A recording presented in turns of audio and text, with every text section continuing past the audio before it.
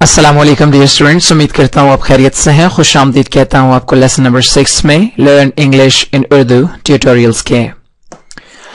Students, आज के lesson में हम प्लेस ऑफ लिविंग के बारे में जानेंगे कि if we want to ask somebody about their place of living, अगर हम किसी से उसके रहने की जगह यानी कि सिटी या टाउन के बारे में जानना चाहते हैं तो हम किस तरह से सवालात करेंगे और हमसे पूछे गए सवालात के जवाबात किस तरह से देंगे।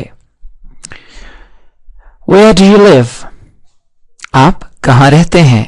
Where do you live? Where are you living? आप कहां रह रहे हैं? From which city do you belong? आपका ताल्लुक किस शहर से है?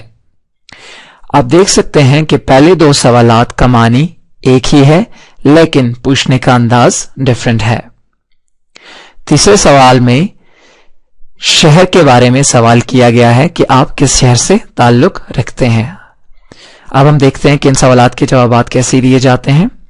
I live in Rawalpindi. Where do you live? I live in Rawalpindi. Where are you living? I am living in Rawalpindi. From which city do you belong? I belong to Rawalpindi. तो इस तरह से आप इन सवालात के जवाबात देंगे। Where is your house located? आपका घर कहां वाक़ई है? अब इसी सवाल को दूसरे तरीके से पूछते हैं। Where is your residence? आपकी रिहाइश कहां है? पहले सवाल में पूछा गया आपका घर कहां वाक़ई है और दूसरे सवाल में वेयर इज योर रेजिडेंस, आपकी रिहाइश कहां है। इनके जवाबात देखिए। My house is located in Peoples Colony. मेरा घर पीपल्स कॉलोनी में वाक़ई है। Where is your residence? I am residing in Peoples Colony. मैं पीपल्स कॉलोनी में रिहाइश पजीर हूं। तो आप ये देख रहे हैं कि एक ही सवाल को डिफरेंट टेंसेस यूज करके पूछा जा रहा है, डिफरेंट फॉर्म्स में पूछा जा रहा है और उसके जवाबात भी सवालात के मुताबिक दिए जा रहे हैं। तो किसी भी लैब सिचुएशन में आपसे भी सवालात इस तरह के किए जा सकते हैं, तो आपने भी उन सवालात के इसी तरह से जवाबात देने हैं। In all the lessons you have seen and heard between different new words. आपने थ्रू आउट अभी तक हमारे जितने लेसन्स हुए हैं, पिछले 5 लेसन्स 6 लेसन्स में आपने नए वर्ड्स देखे हैं, नए अल्फाज सीखे हैं। Try to memorize those words.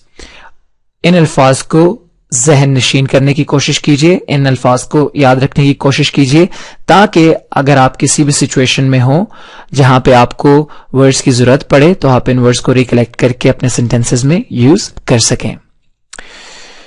To move forward, you will need good vocabulary. जैसे कि आपको शुरू में बता दिया गया था कि vocabulary जो है वो बेस है लैंग्वेज की। अगर आपके पास vocabulary होगी, अल्फाज होंगे तो आप बोल सकेंगे। तो आगे बढ़ने के लिए आपको अच्छी vocabulary की जरूरत है और vocabulary हासिल करने के लिए आपको ज्यादा से ज्यादा इंग्लिश जहां बोली जाती हो ऐसे माहौल में रहने की जरूरत है। ज्यादा से ज्यादा प्रैक्टिस कीजिए और ज्यादा से ज्यादा नए अल्फाज इकट्ठे कीजिए। आज के लिए इतना ही। इंशाल्लाह फिर मुलाकात होगी। गॉड ब्लेस, टेक केयर, अल्लाह हाफिज।